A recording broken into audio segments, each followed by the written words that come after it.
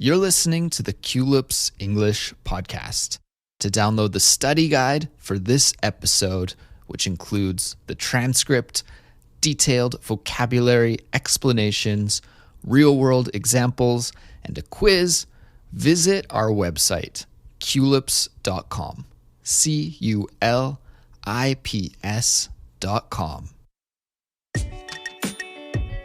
Hey everybody, my name's Andrew, and you're listening to Culips.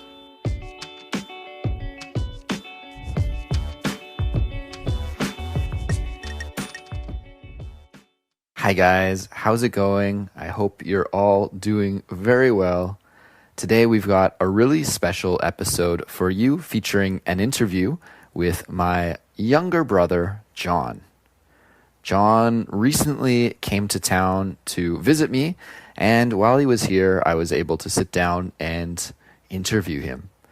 So we talked mainly about two specific things: his job and apartment searching, because right now he's looking for a place to live. So I'm going to split this episode up into two parts. In part one, we'll talk about his job, and then a little while later, I'll release part two, and you'll be able to listen to his story about trying to find an apartment in Canada. So let's get right to it. Here is part one of my interview with my brother, John.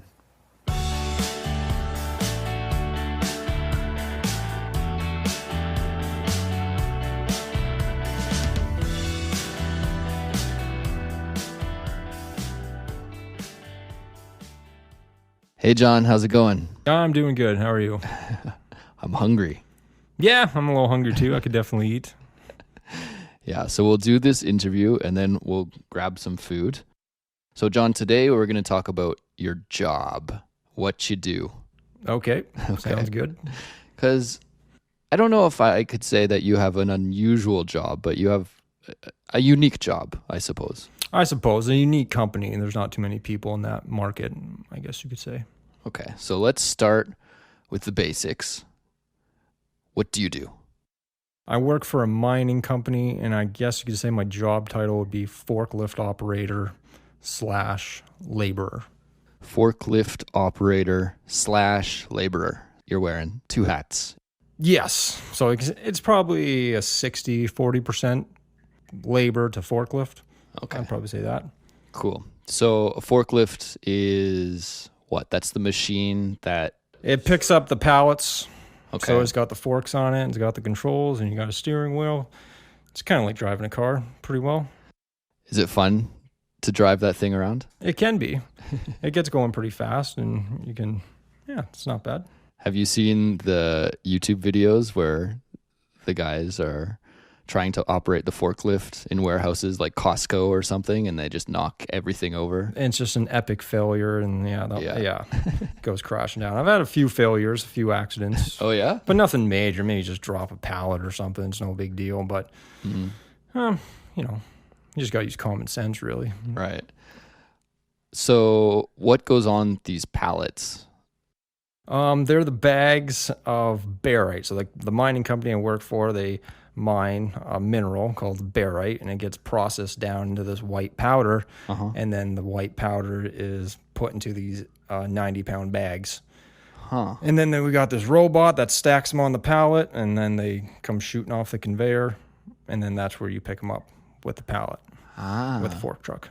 Okay, interesting. So you're actually in a kind of factory or a warehouse when you're doing this? Not really. I mean, there's a mill building that's got some tin over top of it, but the conveyor belt's like outside, and then you're in the machine, and then you're storing them all outside. You're driving all outside. Oh, okay. Yeah. That's what I had imagined too. So barite, this mineral that you're mining, what is it used for? It's sold to oil and gas companies, and they use it as a density mixing mud. So when they're drilling, if they hit a gas pocket or something, the weight of the barite is very heavy and dense. It will kind of smother the blowout. It has lots of different uses, but that's what we use it for, what we sell it for to those companies.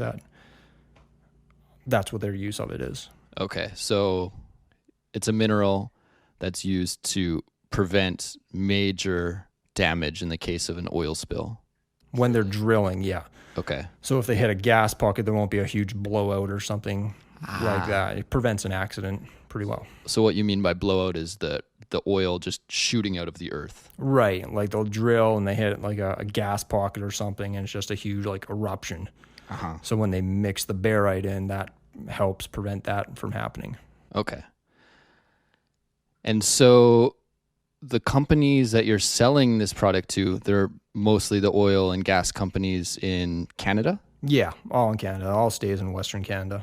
Okay, because there's a huge oil and gas industry in Northwest Canada, I guess you'd say? Northwest Canada. Yeah. Northwest Canada. Okay, cool. So one of the things that's special about your job is the location. Yes. So obviously we're from the same place because we have the same parents and we grew up in the same town. Right. But you're not located in our hometown of Kelowna anymore. Well, I guess you could say you have 1 foot in Kelowna and 1 foot where the job site is. Right. And where is that? It's in northern British Columbia, so I lived in the southern part in Kelowna, and then I fly to the northern part of British Columbia. It's right on the border of the Yukon Territory in the province of British Columbia, and it's just right there on the border. Okay. A little town called Fireside, BC. It's not even really a town. It's just, you would see that on the map. I guess the closest town would be Watson Lake, but that's in the Yukon. But yeah, Fireside, British Columbia. Fireside, British Columbia. And what's the population of a place like that? I think there's like 5 people that live there because there's just like these little cabins for the road crew to stay at. Okay, so you just pretty much drive through it. You see the little cabins. There's an old hotel that went out of business. Okay. And that's it. There's no gas station, no nothing. It's just these little cabins that maybe the road crew stays at here and there when they're doing road work. So you're really in the middle of nowhere. Yeah, 5 Ks off the highway, up in the middle of the bush. So is that what you call it, the bush? Yeah, you would call it the bush, the boonies. The boonies, the bush, just middle of nowhere. Really. Middle of nowhere where nobody lives. No. Okay. And so how do you get there? Well, we fly to Whitehorse. The capital of the Yukon Territory in northern Canada, right? Right, yeah. So there's about 25,000 people live there. Okay. So there's a big enough airport that we can fly to. Yeah. And then, so we fly there, and then we get in the pickup trucks, and then we drive about 4.5 hours south back into British Columbia to the mine site. Wow. It's quite the journey. It is, yeah. It's a long way. Every time I'm going there, I'm like, man, this is a long way to go for a day of work, you know?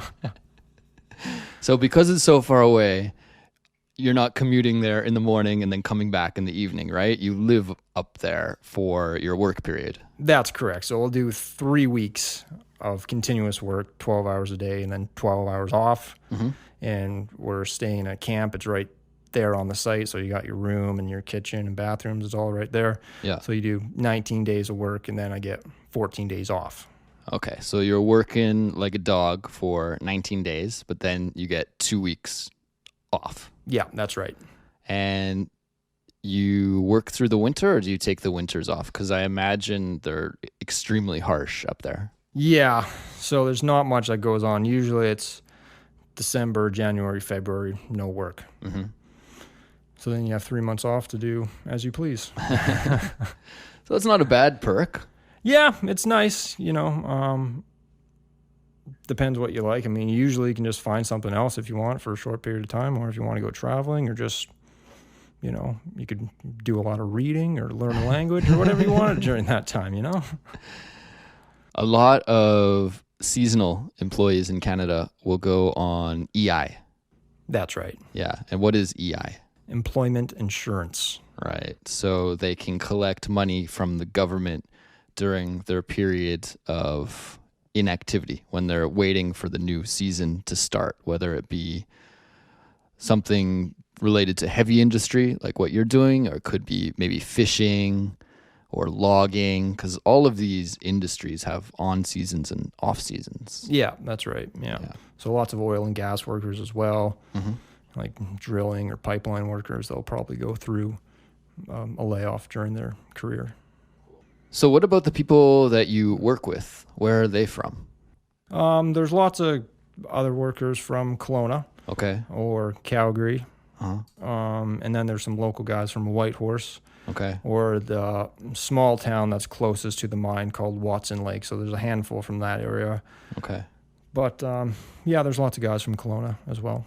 Are there any people up there from other countries, like immigrant workers? One of the managers is from England, and Okay. then there's a couple guys from Australia. Okay. And then the rest, I'd say, are Canadian, even though I did work with a guy who's from Zimbabwe. Zimbabwe? Yeah. Wow, that must be quite the different environment. Yeah, for him, I think it's a big change. Yeah. But I think he came over, I don't know, when he was a child. Okay. But, yeah. Okay. Interesting. So I said this was unique at the start of the interview, but actually I kind of want to step back from that statement because I think there are a lot of Canadians that go up north to work. Has this been your experience too, that you've met a lot of people that go up north to work? Yeah, it's very common. A lot of males do it. It's just you can pile up cash quicker. There's just a higher paying job really to find. Right. Harsher elements and longer hours and stuff. But Right. usually it's just a way for you to get ahead, you know? Right. Because the jobs are higher paying than average. That's a true. job that you'd find in the city. And actually, I was shocked when we were talking the other day and I asked you, okay, so when you're up there for 19 days, Yeah. how much money are you spending? And you said nothing. I can save everything I earn during that 19-day period because your housing is provided, your food is provided, and there's nothing to do, right? It's not like you can go to the shopping mall or the pub Exactly, yeah. because you're out in the boonies. Right. So there's no temptation. I mean, you could get yourself into trouble on Amazon, I guess, if, you know, you were like that. But I don't buy stuff very often. So Yeah. I don't really spend anything other than my cell phone bill. So that's really the only expense I have for 3 weeks. That's awesome. Yeah, because if I go one day without spending money, I'm proud of myself. And I pat myself on the back. Yeah. Yay, you did one whole day. Yeah. Oh, so that's something I'm really jealous of. Yeah, it is an advantage, but you have to stay disciplined during those 14 days off. Right. Because you could go off the rails and, you know, be going out for dinner every night and going on a vacation or something. So as long as you can stay Right. disciplined during your time off, you know, you got or beat, you're in good shape. Interesting. Cool, John. Well, thanks for talking about your job today. It was really interesting. Yeah, no problem. Anytime.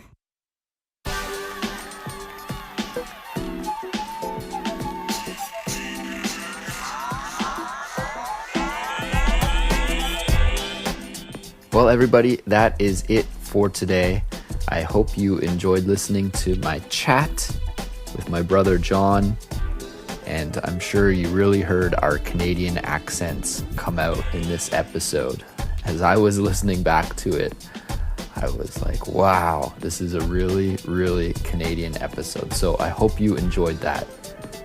If you would like to get the study guide for this episode, which includes the transcript, detailed vocabulary explanations, real-world usage examples, and a quiz, please visit our website, qlips.com, and you will be able to sign up, become a QLips member, and download that study guide. So once again, visit qlips.com for the study guides. That is it for now. We'll talk to you soon. Bye, everybody.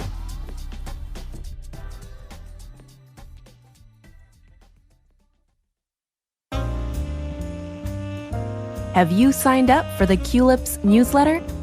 You can receive updates on all the latest episodes, tips about learning English, and special QLips offers delivered directly to your inbox for free.